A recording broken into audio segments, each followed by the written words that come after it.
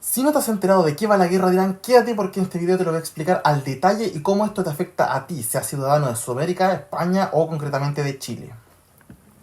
Bueno, aquí en este mapa estamos viendo que esto es Irán. Y si nos alejamos bastante, vamos a ver que Estados Unidos está bastante lejos, por lo cual ya vemos que la guerra es bastante lejos de Sudamérica. Pero te voy a explicar por qué esto es súper importante que lo entendamos. Bien, primero hay que aclarar varios puntos. Y es que este conflicto no surge de la noche a la mañana. Ya existen tensiones entre Irán e Israel, que es otro país pequeño que está por acá a su izquierda, por un tema de liderazgo de Medio Oriente. Ya recordemos que Medio Oriente es una zona bastante compleja y no solamente es petróleo, también es un conflicto de poder constante entre Irán, Turquía, Israel y Arabia Saudita. Aunque los más importantes son Irán e Israel. Y esto ocurre principalmente porque el 7 de octubre del año 2025 ocurre un ataque terrorista en Israel, propiciado desde la Franja de Gaza y que en realidad es bastante controversial y sigue siendo estudiado. De hecho, el presidente de Israel, Benjamín Netanyahu, ha tenido varios problemas respecto a esto, de cómo se explica por qué ocurrió este atentado terrorista, cómo permitieron que ocurriera más bien dicho. Y esto desencadenó una guerra, más bien un conflicto bastante cruento, en lo que es Gaza, que como podemos ver acá, es esta pequeña franjita que está en Israel. Esto es el Estado palestino, que se compone entre Cisjordania, que es esta línea punteada de acá, y esta línea punteada de aquí, que es la franja de Gaza. Bien, lo que ocurre es que este conflicto comenzó a alterar bastante en las relaciones entre Israel y Irán, bueno, entre Israel y la gran mayoría de población musulmana. Pero Irán fue de los que dio, junto a los hutíes y Hezbollah, de los mayores apoyos al conflicto con Gaza. ¿Qué ocurre acá? Es que luego de esto, y entre idas y venidas, donde Israel ataca a Irán, Irán les devuelve los ataques, ocurre un ataque conjunto y coordinado con Estados Unidos, donde terminan matando al presidente y líder religioso, ya que esta figura no es como un presidente como tal, más bien es un líder religioso, el líder supremo, es como la figura parecida al Papa, pero dentro del mundo musulmán. Y ojo, dentro de la corriente musulmana hay dos corrientes, la suní y la chií. Irán es mayoritariamente chií, no suní. Y el ayatolá es un poco como el Papa, pero de los musulmanes chiíes. Bueno, este ataque un poco sin precedentes, porque hasta ahora, si bien habían ido ida y vuelta con ataques de yo te ataco y tú me lo devuelves, nunca había ido tan escalado, nunca había ido tan lejos. Y esta vez sí. De hecho, hubo una respuesta iraní, no solamente respecto a Israel, obviamente Estados Unidos no lo puede alcanzar territorialmente, pero sí a las bases que tiene en Irak, en Siria, en Jordania, en Arabia Saudita, en Kuwait, Emiratos Árabes, Qatar y Bahrein. ¿Por qué? Porque básicamente mataste a su líder religioso y a uno de los principales líderes del país. Esto provocó que Irán ampliara sus ataques no solamente, como les dije, contra Israel, sino también contra las bases de Estados Unidos, Reino Unido. Reino Unido principalmente porque hace poco atacó la base de Diego García, que es una base británica, pero que está arrendada a Estados Unidos. Se rumorearon algunos ataques por Francia, pero no se confirmaron del todo. De hecho, hay bastante polémica respecto a estos ataques. Y resulta que finalmente, y después de toda esta ida y vuelta, que cada vez va escalando más, ¿por qué esto nos importa? Fíjense en los mayores productores de petróleo a nivel mundial. Primero vemos que está Estados Unidos con un 20% de la cuota mundial, lo que es bastante. Después vemos, ojo, esto es de 2021, probablemente ahora las cifras no anden muy lejos, la verdad. No encontré lo más actualizado. Luego está Arabia Saudí, Rusia, Canadá, China, Irak, Emiratos Árabes Unidos, Brasil, Irán, Kuwait y algunos otros países que la verdad no son Qatar, no son tan relevantes para este análisis. Y si volvemos al mapa, fíjense qué países están justo por aquí en Medio Oriente dentro de esta zona. Irán, Irak, Siria, Kuwait, Arabia Saudita, Emiratos Árabes Unidos, Qatar. Curiosamente, los países con las mayores producciones de petróleo del mundo. Y esto es un problema, porque de hecho no solo son los países con más producción de petróleo, sino también son de los países con más reservas de petróleo del mundo. Irak, Emiratos Árabes Unidos, Kuwait, Arabia Saudita, Irán. Curiosamente Venezuela es el país con las mayores reservas. Rusia, Estados Unidos también están en el top 10, pero no son tan relevantes como los otros. Entonces, ya vemos que hay un problema enorme con la línea logística del petróleo. Y esto se agrava mucho más todavía cuando la escala de los ataques no solamente va dirigida hacia objetivos militares, sino también hacia los bombardeos de infraestructura energética. Los ataques de Estados Unidos e Israel comenzaron a atacar infraestructura energética iraní, e Irán en respuesta, obviamente, devolvió ataques a la infraestructura energética de Oriente Medio y de Israel. Entonces, dos condicionantes para que el petróleo tenga bastantes y serios problemas en la distribución logística. Una, ya hay problemas con los países que producen. Dos, atacan la infraestructura que produce petróleo. Y cerrar una central de petróleo o detenerla no es tan sencillo. No es como dar el agua y cortarla y volver a prenderla. O volver a darla. Aquí el petróleo requiere bastante tiempo una vez que se para la producción hasta que se retoma. Entonces ya hay un cuello de botella. En respuesta a todo, finalmente Irán toma la decisión geoestratégica más sensata, pero más perjudicial para nosotros, la cual es cerrar el estrecho de Hormuz. Este estrecho que está aquí, que es un estrecho bastante pequeñito, por eso es un estrecho, lo que provoca es que los barcos ya no puedan circular libremente por esta zona y por ende, básicamente tengamos un problema, porque fíjense que el estrecho solamente mide 52 kilómetros, bastante poco a distancia marítima. Y lo que ocurre aquí es que lo que Irán hizo es que al cerrar este estrecho, ningún barco puede pasar con petróleo. Evidentemente los principales perjudicados no somos directamente en Sudamérica, sino que es la India, que cerca de un 40% del petróleo de la India venía de Medio Oriente, y cerca de un 30% de China venía de Medio Oriente. Pero finalmente nos afecta a todos porque sube el precio de la línea logística. Y como les voy a explicar luego, esto es un problema para todos, ¿vale? No solamente para India y China con este estrecho de Hormuz. Ya. En respuesta a esto, no olvidemos que Rusia sigue en guerra. Y sigue en guerra contra a Ucrania.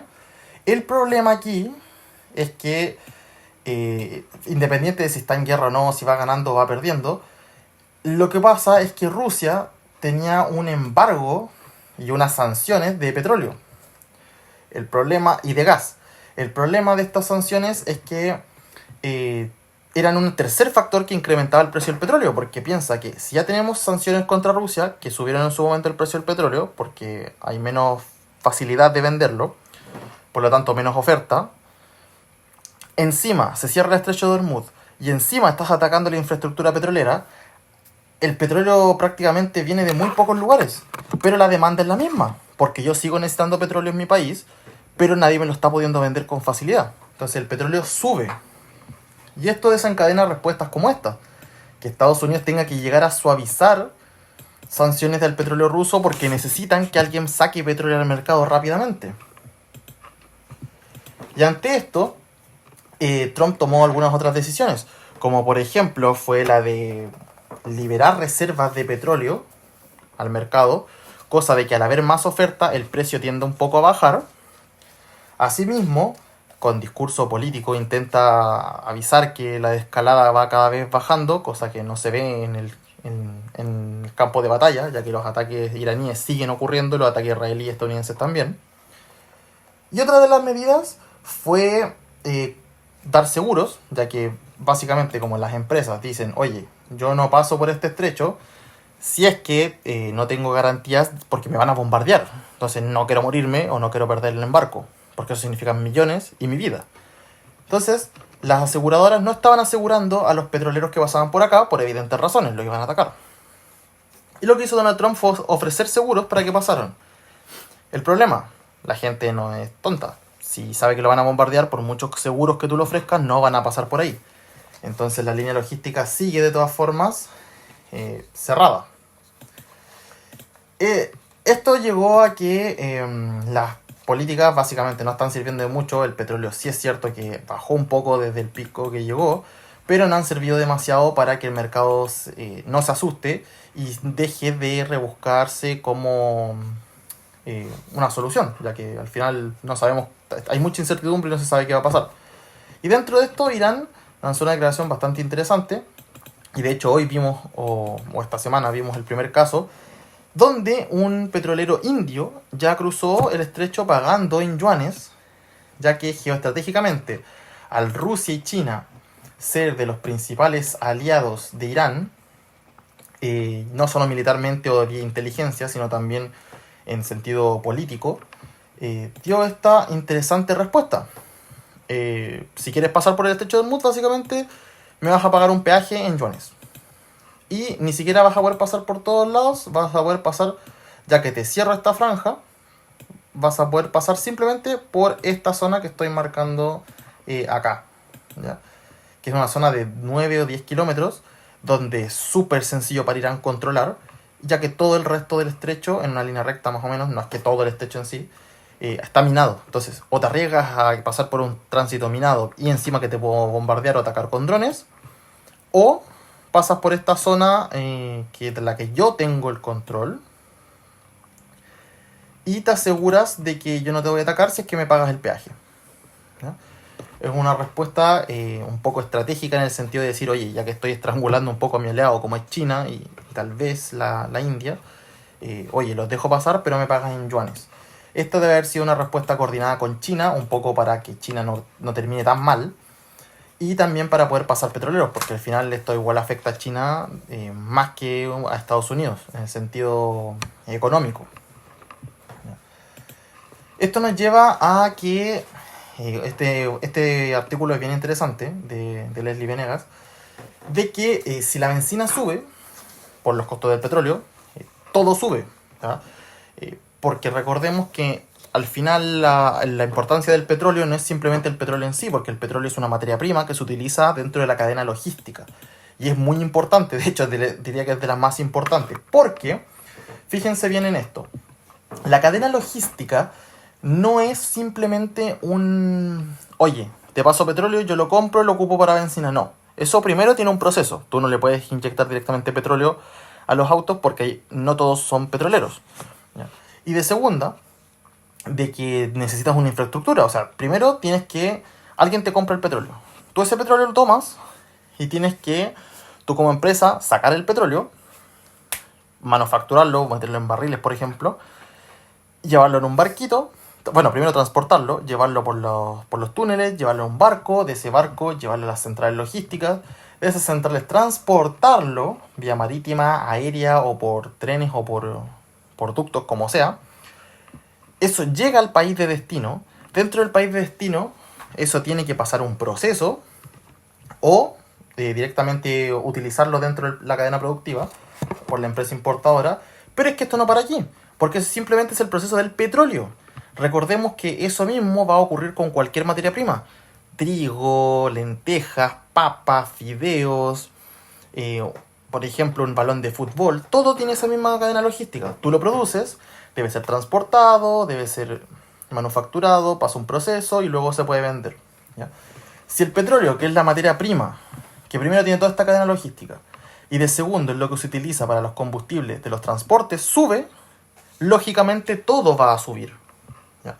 Y eso es lo que explica, por ejemplo, lo que está ocurriendo acá, donde la tendencia del petróleo, si bien venía a la baja, ¿ya? Este es el petróleo West Texas, perdón, se ve claramente que venía a la baja. Ahora, esto hizo un patrón un poco en cuña, para mi gusto. Y les recuerdo, esto no es una asesoría de inversiones, no soy asesor financiero y no te estoy asesorando a ti financieramente. Recuerda que tú eres responsable de tus decisiones financieras y de qué haces con tu dinero. Yo simplemente te estoy informando y divulgando mi opinión y mi análisis como tesis. Tú eres responsable de tus decisiones financieras, por lo tanto, te enojo y analiza e investiga antes de tomar tus decisiones. Bien, dicho eso, retomando esto, el petróleo tenía una tendencia bajista clara, Salvo, fíjense aquí, febrero de 2026, ¿ya? Una fecha clave donde esto se rompe al alza y gran parte de esto es por lo de Irán. Pero fíjense que el objetivo de la cuña más o menos se cumplió, ¿ya? Por lo tanto, si alcanzaron a invertir en petróleo por 67, 70 dólares y llegaron cerca de lo que está ahora, ganaron bastante dinero. Pero una de las cosas que ocurrió acá es principalmente un problema fundamental. Por lo tanto, el análisis técnico yo no lo tomaría tanto en cuenta para saber qué decisiones futuras van a ocurrir, porque el objetivo ya está cumplido, ya básicamente esto pasó, y hay que ver qué ocurre ahora para ver si es que esto sigue subiendo o sigue bajando, y no solamente con nivel de inversión, sino también de economía doméstica. Fíjense que en esta parte que voy a marcar ahora, en este doble techo que hubo acá, o parecido, fue el problema con Rusia, cuando Rusia invade Ucrania, ¿ya? Fíjense que acá, esto de momento subió más vertical incluso que con lo de Rusia, pero no tenemos señales de momento de qué va a ocurrir. Esto es un gráfico diario y no vemos alguna señal clara de que aquí está ocurriendo algo interesante. Hay que seguir vigilándolo, pero de momento quédense con que el barril está a 98. Previo a la guerra esto estaba cerca de 63. Una subida enorme, fíjense, casi del 54%. Por ende, recordemos lo que les dije de la cadena logística. Si el petróleo sube, todas las cosas suben. No quiere decir que todo suba un 54%, pero claramente esto nos va a afectar a nivel de economía. Y eso me lleva a que esta decisión no es solamente importante a nivel de técnico y por qué puede seguir subiendo o puede mantenerse alto. Es porque fíjense que Arabia Saudí, además del estrecho de Hormuz, tiene otra vía, que es este cruce. El problema bueno, es bastante. Uno, Irán ya lo está bombardeando. Y dos, recordemos que aquí abajito de Arabia Saudí existe un país llamado Yemen, que gran parte de él, o al menos esta costa de acá, está controlada por los hutíes.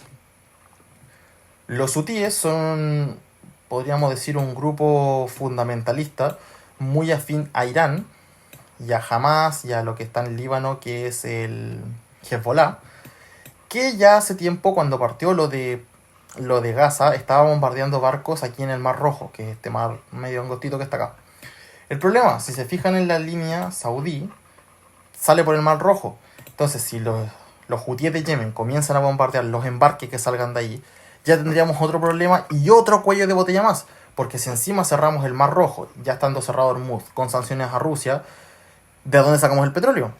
Algunos postulan que una solución a esto venía dada por la actuación de Trump en Venezuela, ya que recordemos que aquí Venezuela es uno de los mayores productores de petróleo a nivel mundial, pero eso no es cierto, porque la capacidad petrolera de Venezuela con Maduro fue bastante reducida y de hecho para reconstruir toda la línea logística venezolana hacen falta años.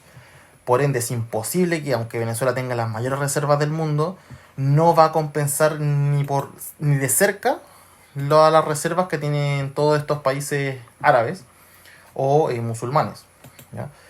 Lo que me lleva a un punto en Chile bastante molesto, esto me molesta bastante, de hecho, y es que el gobierno ha planteado eliminar el MEPCO y limitarlo para focalizarlo solamente en el precio de la parafina y el transporte público.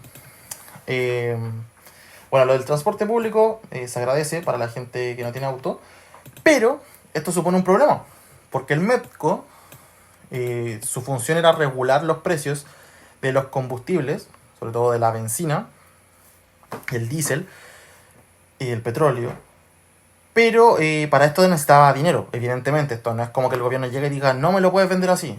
Ya. Lo que ocurre es que esto va a regular del valor del impuesto específico según si es que el petróleo sube, esto baja el impuesto específico. Chile tiene un problema de dinero bastante grande en el sentido de que las reservas o los ahorros no están muy en su mejor momento. Y plantear eliminar esto a priori suena bien porque es un ahorro para el país, pero esto tiene graves consecuencias. Y es que el precio de la benzina va a subir. Entonces, si sube, claramente toda la línea logística se vuelve más costosa. Y esto me lleva a un problema. Y es que en España, por ejemplo, ya se planteó reducir del 21% al 10% el IVA en el combustible. Ya, en Chile no se está hablando de eso, lo que me parece un poco irrespetuoso a nivel de población, ya que si estás planeando eliminar las regulaciones, oye, ya que esto se va a disparar por lo menos un 30% en Chile, por lo menos ten la decencia de reducir un poco los impuestos, ¿no? Bueno, no lo han hecho, no se ha planteado de momento. Y, por ejemplo, en Chile, hasta fecha de 23 de marzo de 2026, más o menos este es el precio de la benzina. Ya, 1146, 1159, 1112, varía por ahí. ¿Ya? ¿Cuál es el problema y lo que me molesta bastante respecto a esto? Fíjense en esta respuesta de inteligencia artificial. Y te voy a poner un ejemplo. Si la benzina cuesta 1300 pesos, de impuesto específico tendríamos más o menos 350 pesos y de IVA unos 200 pesos. Eso quiere decir que de esos 1300 pesos, 550, o sea un 40% del precio, es puro impuesto para el gobierno. Entonces tenemos un alza que si le descontáramos los impuestos apalearía bastante, o al menos del impuesto específico, ni siquiera del IVA, del impuesto específico, apalearía bastante lo que es el precio y sería bastante ayuda para la gente que va a ver enormemente encarecido el costo de transporte. Recordemos la línea logística, no solamente de su benzina, sino de todo. ¿Bien?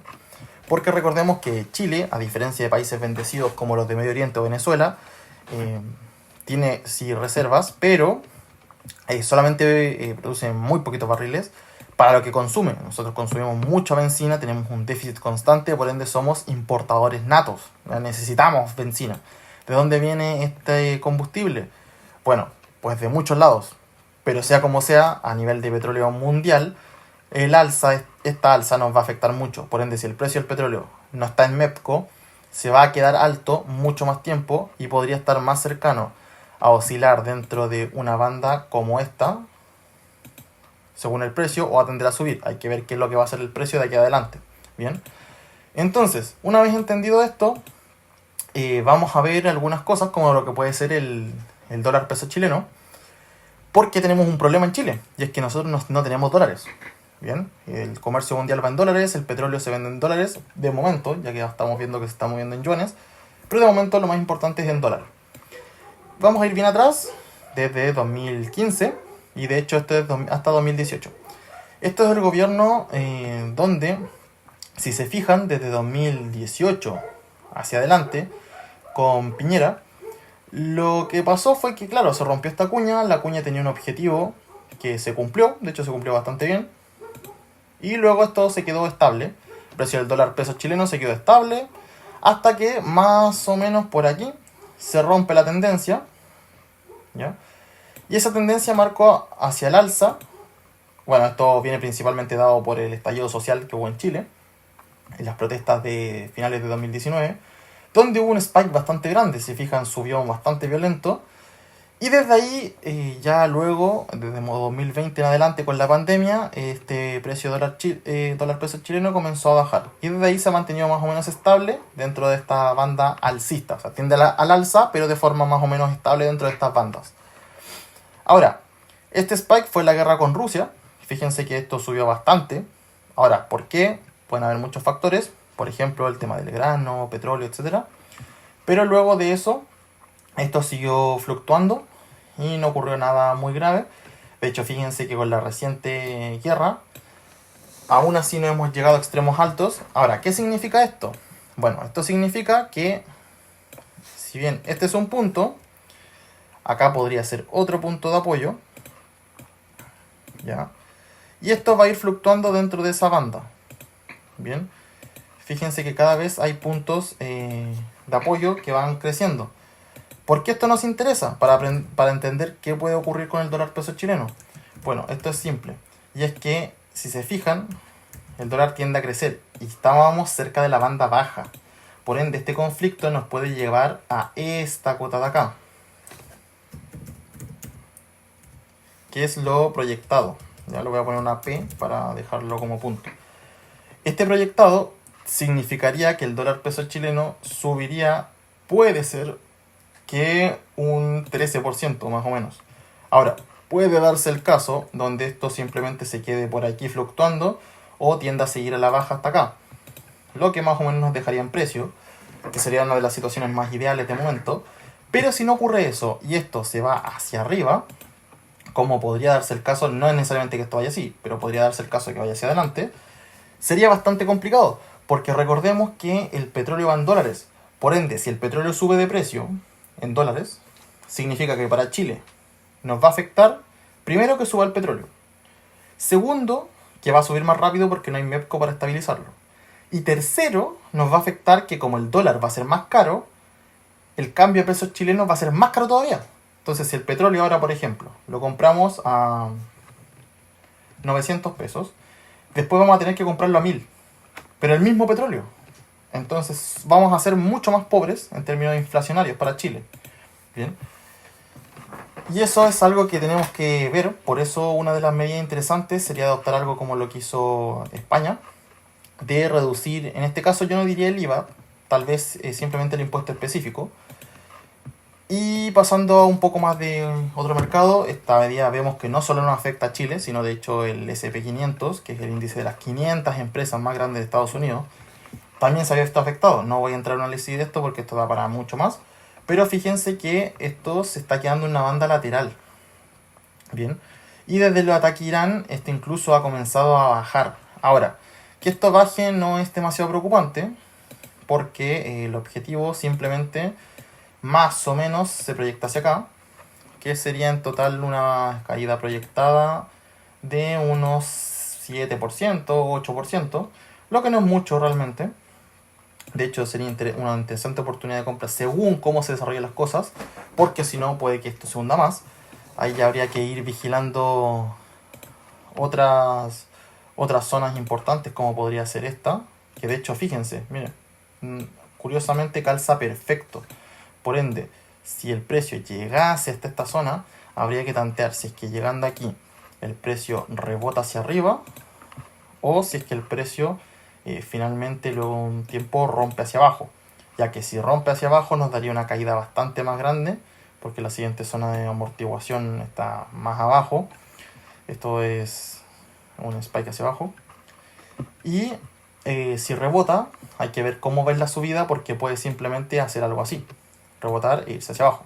Entonces ahí habría que, esta zona sin duda es un punto muy interesante a analizar. ¿Ya? De momento tiene tendencia o tiene pinta de que se va a ir hacia abajo, pero no lo podemos confirmar todavía, porque fíjense la vela, ¿ya? Tiene una mecha hacia arriba y hacia abajo, no es un cierre claro, no, al menos para mí esta vela no sería un cierre tan claro, porque como les digo, el precio puede simplemente hacer esto y quedarse luego dentro de un tiempo ya siguiendo por acá sin problema. Entonces lo principal acá sería identificar si es que esto está definitivamente roto o si es que va a quedarse y devolverse dentro del rango. Ahora, esto puede claramente hacer un rebote, un pullback y seguir bajando. Por eso les digo, en este caso una idea interesante sería una venta si es que se confirma, pero el stop loss tendría que estar claramente sobre el mínimo, sobre el mínimo anterior. En este caso el stop loss sería fijarlo por encima. Bien, pero sin duda es una opción interesante a analizar.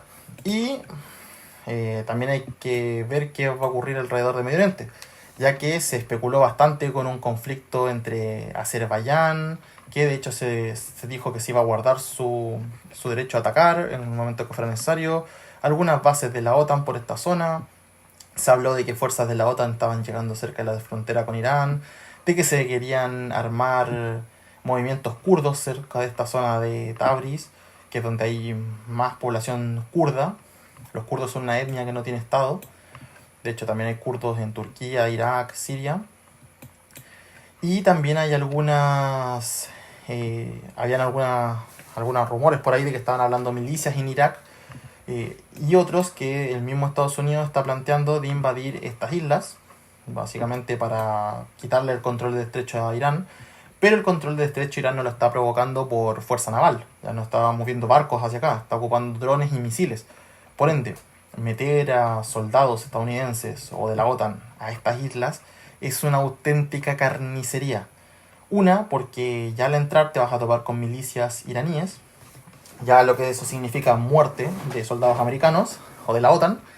Y además, una vez estés ahí, fíjate la cercanía con Irán. O sea, Irán está acá, continentalmente hablando. Está a, por ejemplo, 34 kilómetros. O sea, nada. ¿Qué le impide a Irán mandar drones o misilearte desde ahí? Entonces, si entran ahí, va a ser una carnicería. Cualquiera de estas islas, en realidad, no me refiero a esa en específico. Puede ser esta. O la idea más flipada que he escuchado por ahí en algún momento. La idea más estúpida, que sería entrar en una invasión terrestre a Irán. Fíjense la estructura de Irán, la textura que tiene. Eso significa que hay desierto, sí, pero montaña. O sea, lo de Afganistán va a ser un chiste al lado de lo de Irán.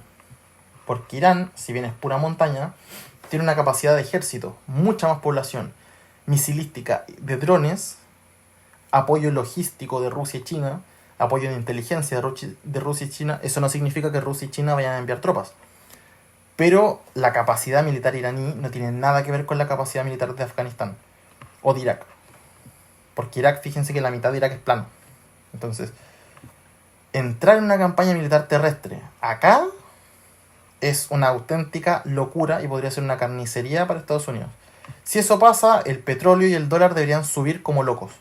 Porque la reacción principal del dólar cuando ocurren estas cosas es que, del dólar, es que el precio del dólar sube netamente porque es activo de refugio. Si yo tengo inversiones, por ejemplo, en empresas como Apple, Facebook, Meta, etcétera, y pasa algo así, probablemente vayan a caer. Entonces yo lo que voy a tender a hacer como inversionista es, o incluso como persona que no quiere ver devaluado su ahorro, es tomar el dinero y pasarlo a dólares, sacar las inversiones y quedarme en cash, en dinero, en efectivo, porque las cosas van a bajar y o quiero recomprar más barato, o me voy a esperar a que todo pase y volver a invertir. Entonces, el dólar sube porque como se venden los activos, todos van a querer dólares, en el sentido de inversores. Entonces el precio del dólar sube. Y también va a subir el petróleo, porque eso significaría una escalada más grande todavía. Esperemos que no llegue a esa locura, que me parece una locura invadir Irán, y que esto se pueda resolver lo antes posible, justamente para que no haya tanta asfixio de las líneas logísticas. Así que les recuerdo que si les gustó el video pueden suscribirse, activar la campanita y darle like y comentar qué temas te interesan para que sigas aprendiendo de geopolítica y economía sin que te vean la cara con propaganda o con algunas tonterías. Así que recuerda seguirme y nos vemos en el próximo video.